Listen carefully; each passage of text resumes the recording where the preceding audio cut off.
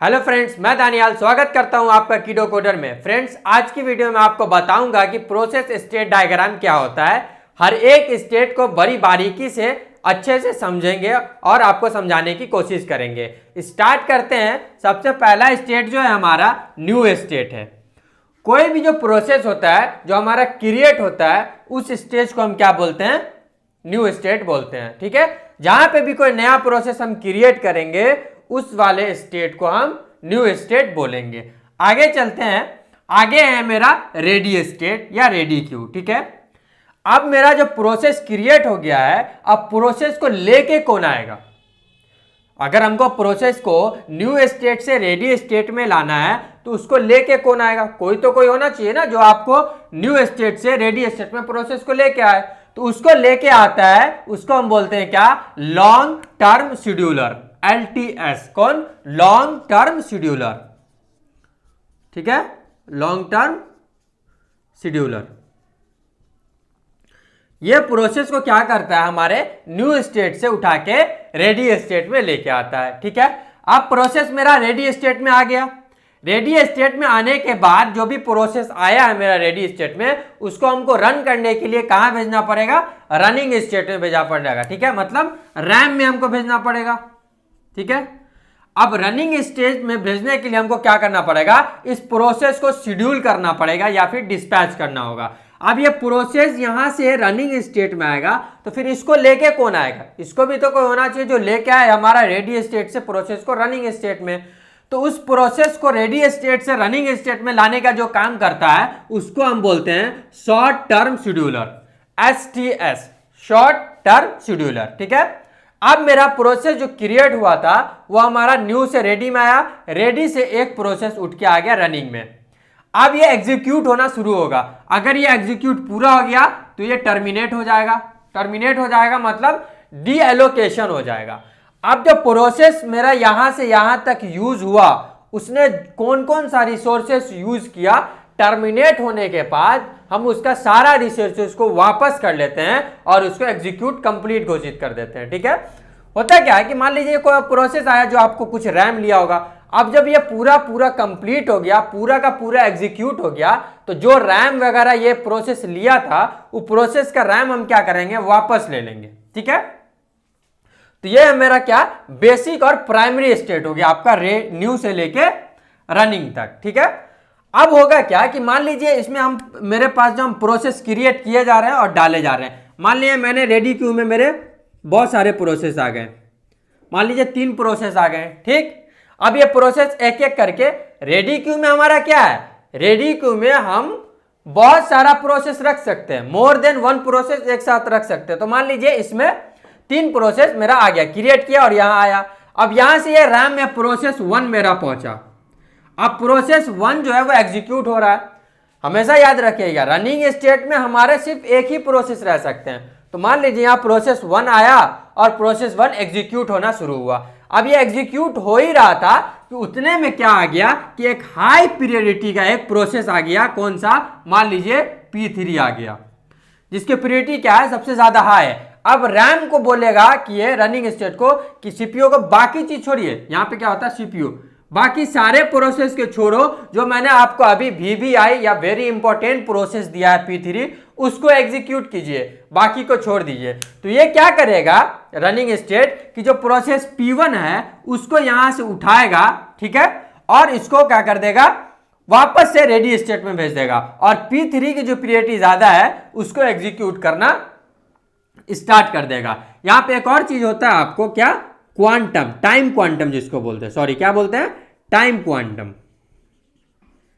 Time quantum, time quantum का मतलब है कि कोई प्रोसेस है हमारा P1, उसको 2 सेकेंड के लिए एग्जीक्यूट करेगा। 3 प्रोसेस है, इसने मान लीजिए टाइम क्वांटम बांध दिया 2-2 सेकेंड कि हम एक प्रोसेस को हर 2 सेकेंड क्या करेंगे? चलाएंगे। अब P2 अगर मान लीजिए सबका प्रोसेस टाइम 2 ही है, अगर P1 का 2 सेकेंड के अंदर में एग्जीक्यूट हो जाए तो वो तो टर्मिनेट हो जाएगा। लेकिन अगर एग्जीक्यूट नहीं होता है तो फिर वापस से P1 को वो क्या करेगा? रेडी क्यू में भेज देगा और बोलेगा भैया अभी वेट कीजिए, बाकी प्रोसेस को हम एग्जीक्यूट करके देख लेते हैं, उसके बाद फिर आपका दोबारा से जब नंबर आएगा तो फिर हम आपको क्या करेंगे? एग्जीक्यूट करना शुरू करेंगे। ठीक है। तो ये तो हमारा हो गया क्या, प्राइमरी हो गया, बेसिक जो हमारा स्टेट था। कुछ एडिशनल स्टेट भी है। देखिए अब रनिंग स्टेट में क्या हुआ कि सीपीयू को कोई एडिशनल काम आया, ठीक है। मैंने सीपीयू को बोला भाई सारा चीज बंद कर, और इनपुट आउटपुट का एक रिक्वेस्ट दिया, बोला भाई सबसे पहले तू ये वाला काम कर। बंद किया, मैंने बोला भाई तू सबसे पहले मेरे को ना 2 नंबर का एडिशन करके दे, बाकी जो तेरे पास जितने भी प्रोसेस है सबको बंद कर। तो सीपीयू क्या करेगा, सब प्रोसेस को रोक देगा और इनपुट आउटपुट रिक्वेस्ट के लिए उस प्रोसेस को कहां भेज देगा, वेट में और ब्लॉक में भेज देगा। ठीक, अब जब तक ये ब्लॉक में आया, वेट करते करते जब इनपुट आउटपुट इसका रिसोर्सेज जो कंप्लीट हो जाएगा तो फिर वापस से ये कहां चला जाएगा, आपका रेडी स्टेट में चला जाएगा, और फिर फर्दर वो उसको शॉर्ट टर्म शेड्यूलर लाएगा, फिर वापस से उसको क्या करेगा, एग्जीक्यूट करेगा। ठीक है। अब देखिए कुछ और एडिशनल्स है, जैसे मेरा सस्पेंडेड वेट है। अब होता क्या है, मैंने मान लीजिए मैंने प्रोसेस क्रिएट करना शुरू किया, 1 2 3 4 10 प्रोसेस मैंने क्रिएट कर लिया।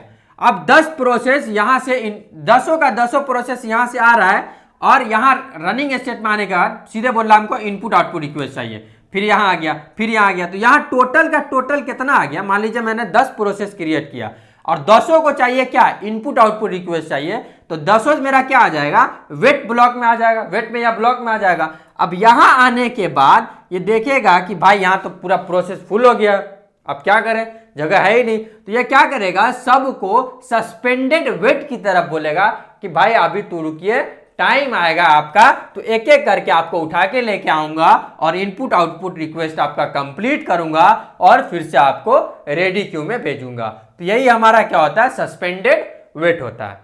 ठीक है।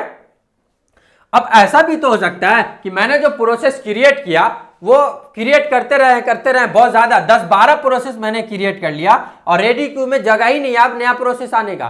तो रेडी क्यू क्या करेगा, इस सारे प्रोसेस को सस्पेंडेड रेडी में भेज देगा, स्टेट में बोलेगा भाई अभी आप रुकिए, मैं एक एक करके आपको उठा के लेके आऊंगा और एक एक करके आपको कहां भेजूंगा, रनिंग स्टेट में भेजूंगा, और एक एक करके आप क्या कीजिएगा, एग्जीक्यूट होना शुरू कीजिएगा। ठीक है। तो ये हमारा क्या था, बेसिक स्टेट डायग्राम था। ठीक है।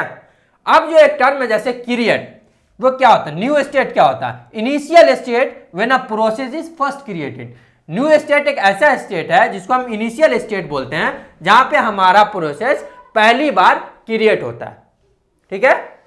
आगे हम चलते हैं, अगर हम बात करें रनिंग स्टेट क्या होता है, when a process is set to run. कोई भी प्रोसेस को अगर हमको रन करने के लिए सेट करना है, डिस्पैच करना है या शेड्यूल करना है, उस स्टेट को हम क्या बोलते हैं, रनिंग स्टेट बोलते हैं। ठीक है।